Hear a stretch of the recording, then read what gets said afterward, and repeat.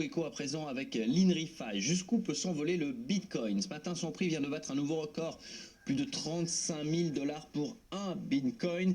Et sa hausse pourrait ne pas s'arrêter là. À long terme, la première des crypto-monnaies pourrait même atteindre les 146 000 dollars le Bitcoin, selon une étude de la banque d'affaires JP Morgan. Alors comment expliquer cet engouement pour le Bitcoin? Peut-il concurrencer l'or comme nouvelle valeur refuge? On fait le point avec vous, Lynn. Bonjour. Bonjour Damien. D'abord, revenons un peu sur les origines du Bitcoin, le Bitcoin pour les nuls. Oui, quelques éléments de contexte. La naissance de cette crypto-monnaie, la plus importante aujourd'hui sur le marché, remonte à 2008, 31 octobre 2008. On est alors au lendemain de la faillite de la banque d'affaires Lehman Brothers, un mois et demi après. Le monde fait face à la plus grave crise financière et économique depuis celle des années 1930.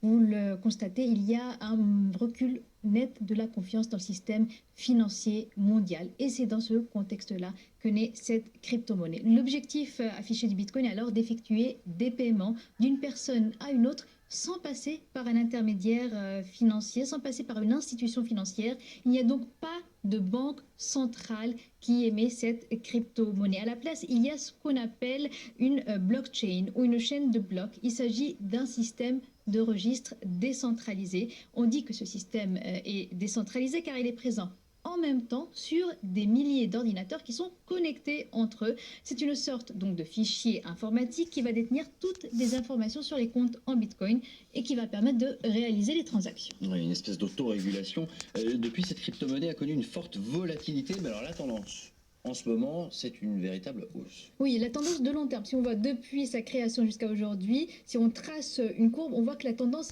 est à la hausse, même s'il y a eu énormément de fluctuations. D'abord, depuis sa création jusqu'en 2013, donc avant même le début de ce graphique, eh bien, la valeur du Bitcoin est proche de zéro. Le Bitcoin valait même moins d'un cent à sa création.